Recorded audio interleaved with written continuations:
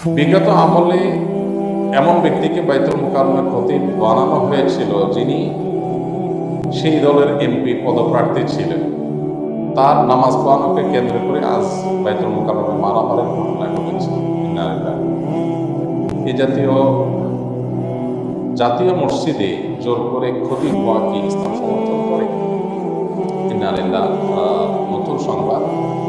বাইতুল মুকাররমে যদি আজকে জুমার সময় মারামারি হয়ে থাকে, আমরা জানি না কি ঘটেছে, প্রশ্নকর্তা যদি নিশ্চিত হয়ে থাকে, যদি ঘটনা ঘটে থাকে, তাহলে এটা হবে আমাদের জন্য খুবই লজ্জাজনক, দুঃখজনক একটি ব্যাপার। যারাই এখানে মারামারির পরিবেশ তৈরি করেছে, তারাই ইসলামী দৃষ্টিকোণ থেকে মসজিদের সম্মানহানি করেছে, মসজিদের মর্যাদা নষ্ট করেছে।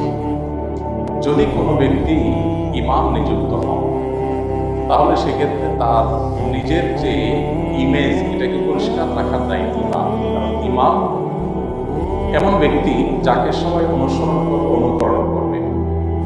বিধায় কোনো ইমাম যদি নিজের কর্মকাণ্ডের কারণে তিনি বিতর্কিত হয়ে যান, তাহলে সেক্ষেত্রে সেই ইমামের কর্তব্য হয়ে যায় নিজে থেকে সরে যাওয়া।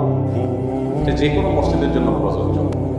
হ্যাঁ, অহেতুক বিতর্ক সৃষ্টি করছে সেটা এক জিনিস, কিন্তু আপনার মুসলিমদের মেজরিটি আপনাকে চায় না, এরকম জায়গায় জোর করে ইমামতি করা শরিয়ার দৃষ্টিকোণ থেকে জায়েজ নাই।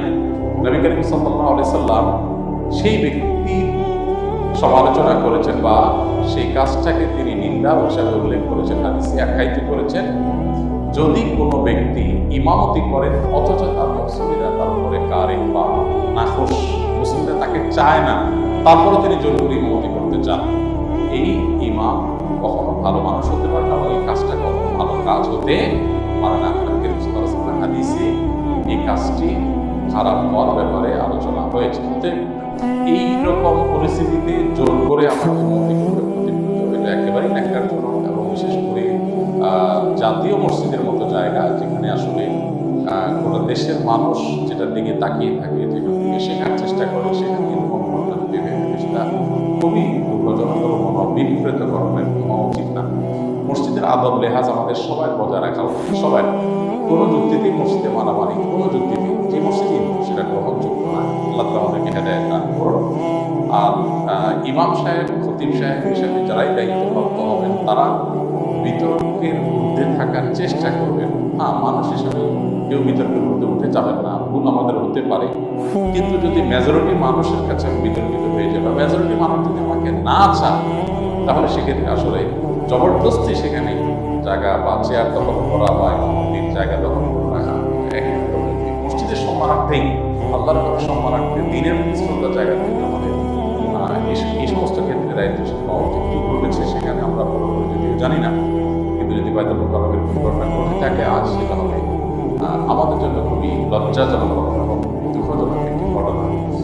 কিছু কিছু মানুষ, কিছু কিছু পথ, এগুলোতে যদি আমরা সচেতন সতর্ক না হই, আমি যদি কোনো প্রচলিত রাজনৈতিক দলের কোনো একটা, যেখানে বিতর্ক আছে, যেটা নিয়ে দেশে দ্বন্দ্ব আছে, চিরন্তন দ্বন্দ্ব দেশে কোনো একটা দলের অনুসারী, আমি খোলা সে দল অনুসরণ করেছি, অথচ আমি আবার সবার ইমামতি করতে চাই, তাহলে সেক্ষেত্রে মানুষজন যদি অন্তত সেটাকে ভালোভাবে না নেয়, তো আমি ব্যক্তিগতভাবে মনে করি যে এটা আসলে ধরে রাখা উচিত না। এখানে দায়িত্বশীলতার জায়গা আছে। আবার যদি লোকজন সাথে নিয়ে এসে, ক্যাডার নিয়ে এসে, অনেক মসজিদে এরকম হয় যে সাথে ক্যাডার নিয়ে আসলাম, এনে বুঝতে হবে, খুবই লজ্জাজনক কথা। এটা ক্যাডার নিয়ে দখল করাটা যেরকম লজ্জাজনক, ক্যাডার নিয়ে উৎখাত করাটাও লজ্জাজনক। এগুলো কোথায় আসলে আল্লাহর ঘরের শানের সাথে যায় না, আল্লাহর ঘরের প্রতি আদব লেহাজের পক্ষে না।